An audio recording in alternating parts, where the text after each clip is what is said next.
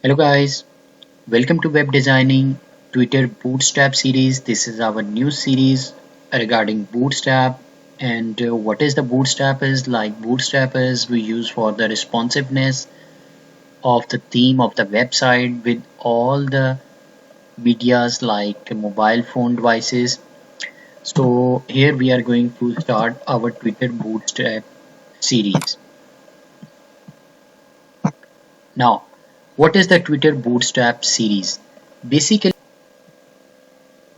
Bootstrap is a CSS component. CSS component mean that we use this in the style sheet, and whenever you need to write the responsive code, so you can use the Bootstrap rather than use the media queries. So the next one is Bootstrap is front-end framework. Front-end framework, you know that this is the CSS component, so this is front-end framework. Whenever you see your website on all the media devices, so at the back end we use the Bootstrap, so that's why we say this is the front end framework for the theme, because you see the design on all the media devices.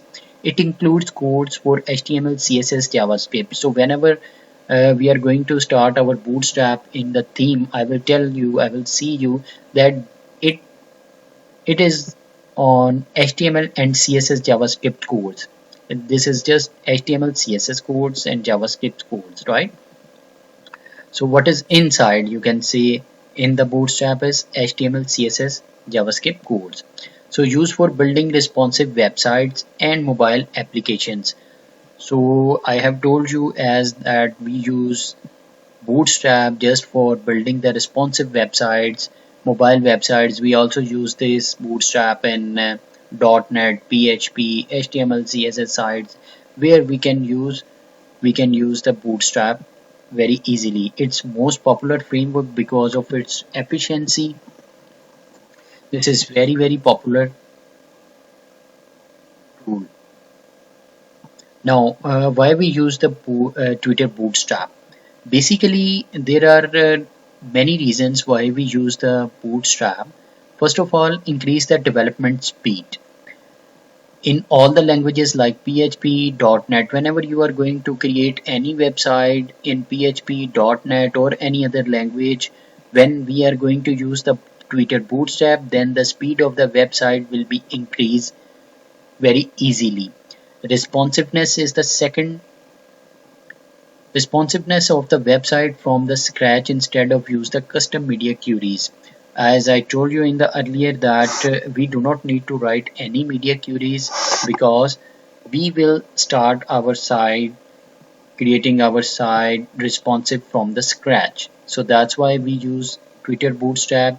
And the third one is the consistency. Consistency mean like the class name style markup keep your theme very consistent, right? Hope you are understand what I'm saying. You customizable, that if you have you want to add your own classes, you have your own classes, then very easily you can add your own classes in the theme. So what it mean, it is customizable. And in the last when we will talk about the sport, Bootstrap has a big community to answer the questions.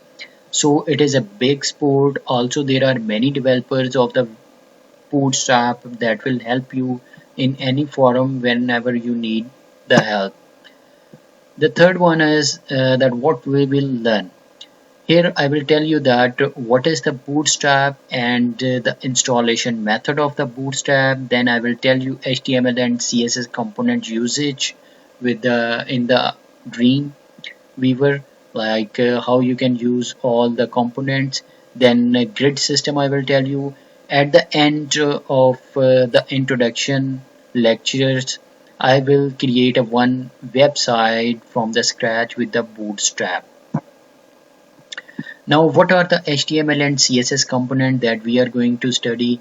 Those are navbar and drop down. Like you can see, this is the menu and sub menu, forms and inputs, buttons and links, how we can create the button in the Bootstrap, how we can create the label, badges, icon, how we can create the list and tables, paginations in the Bootstrap, thumbnails and etc. There are many components that we will also discuss whenever we are going to create our theme from the scratch in the Bootstrap. This is just for your understanding that I have right here, but we will talk more components also.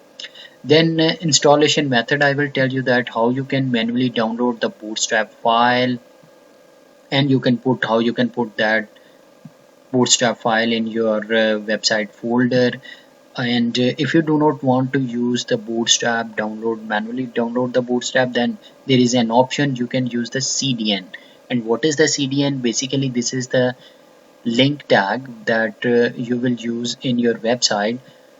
Then you can use the component of the Bootstrap. You do not need, in the case of CDN, you do not need to download manually the Bootstrap. You can also use the Bower, which is the client-side package manager. I will tell you later on what is the Bower, and npm is the other package manager. At the backend side, I will tell you these two things, Bower and npm, in the later on lectures. What are those? So whenever you are going to use the CDN or you will download manually Bootstrap, there is necessary thing is jQuery. jQuery is required whenever you are going to use this thing. jQuery should be in your theme. Hope you are understand this thing. So hope you are understand the introduction, installation method, what I am going to tell you, everything from the next lectures. I will tell you that how you can install, how you can use the component, each and everything. So this is all for today. Thank you so much.